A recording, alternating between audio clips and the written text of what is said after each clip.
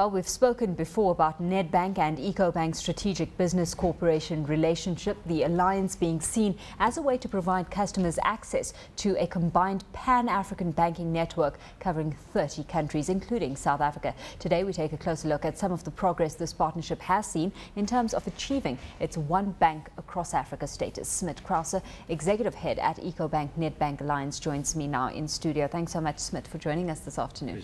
Well, the Ecobank Nedbank Alliance starting to make transacting easier for Africans already. Clients across the African continent now having fast, convenient access to the money in South Africa. So let's take a look at some of the progress we've seen and what we're looking at, because it comes at a very opportune time with the World Cup kicking off in a couple of days' time. Yeah, I'm really delighted that we were able to make that deadline in launching the card initiative. And Ecobank have over 1 million card holders, that are non-branded. So it's not a Visa card, it's not a MasterCard, it's typical an ATM savings account card. And it's very active, and it's across the 29 countries in which they operate. So with effect immediate in June, that offering will be available for them to draw cash at any Nedbank ATM, which is 1,860 that we have currently in South Africa. Well, let's take a look at managing this integration, because it has to have been a key here where consumers want the seamless one bank experience here. What's the process been like so far? What's the progress been like so far in actually joining these two cultures, so to speak? Absolutely. You're looking at two separate organizations, respective ones with their own systems, their own technology, and prioritizing, we really started off with the engagement model. Yeah. So that the client, having an account manager in South Africa, a client having an account manager in West Africa, has got the same approach, the account planning processes, which is really key in terms of clients expansion and moving and transacting across Africa. So we've really focused on that, and we've streamlined the teams and approach to that effect, and that's really working extremely well. I suppose the challenges are around the technology. Technology integration will always be a big challenge, but we've made some tremendous progress. As with the card initiatives, we've built a platform that we can just grow on going forward. Well, convenience is one thing, and sometimes consumers are willing to pay for that convenience, but as we were, listening to our guest earlier on in the show, cost is a very big concern when it comes to the consumer. So what are we actually looking at? At what price is this convenience coming at? Yeah, I think that's actually what we're trying to do, is not to say that, there's a price tag on this. We're creating something very seamless, very useful, the one bank experience, and it doesn't come at a cost. What we're actually doing is, if you look at the pricing, of transacting in the various countries in Africa, it's vastly different.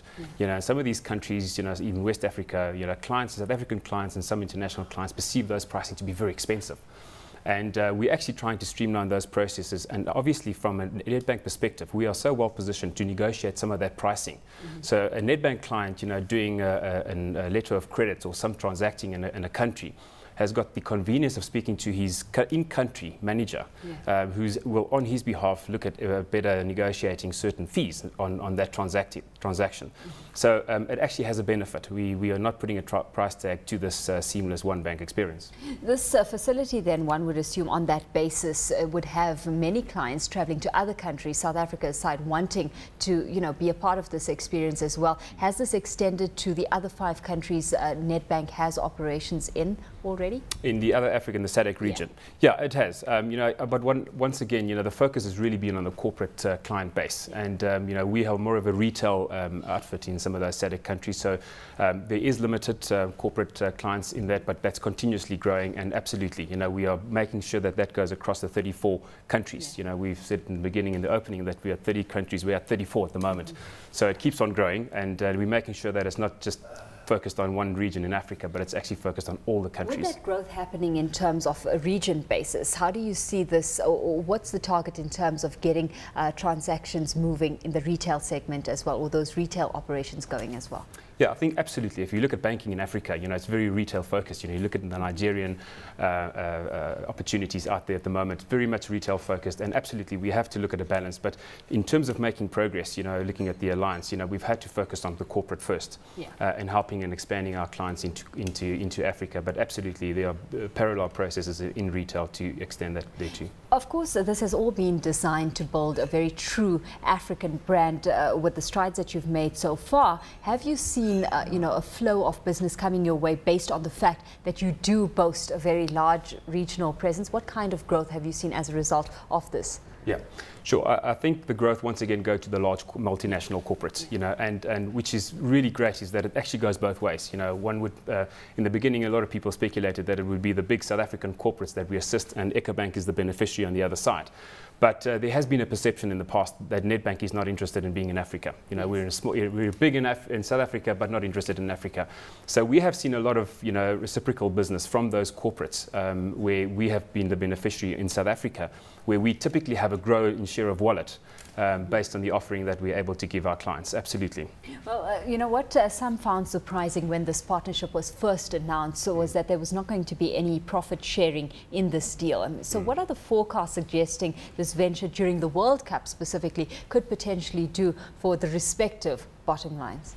Yeah, no, I think absolutely. Look, I mean, I think there has been, you know, because banks, you know, collaborating together, there's an automatic split of revenue. You know, it doesn't necessarily have to be pulled into an entity, and I think that's been the case, is that we haven't pulled it into a specific entity or a holding company to facilitate that split. It has automatically happened. Yeah. But definitely both parties has been the recipient of respective flows and increase, and quite significant, not just in the corporate space, but also in the investment banking space, and absolutely in the trade space too. Well, of course, Standard Bank is one of the other players that has, you know, managed a pretty successful foray into the continent. What in your books moving forward now stands as your competitive advantage?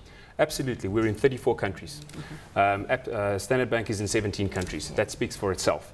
I think once as we see a lot of multinationals expanding their business across Africa, you know, it becomes more important to have a one bank experience. It becomes very important to get that client experience from a multinational perspective. So without a doubt, I think we have that competitive advantage from having the largest footprint in Africa than any other bank in the world.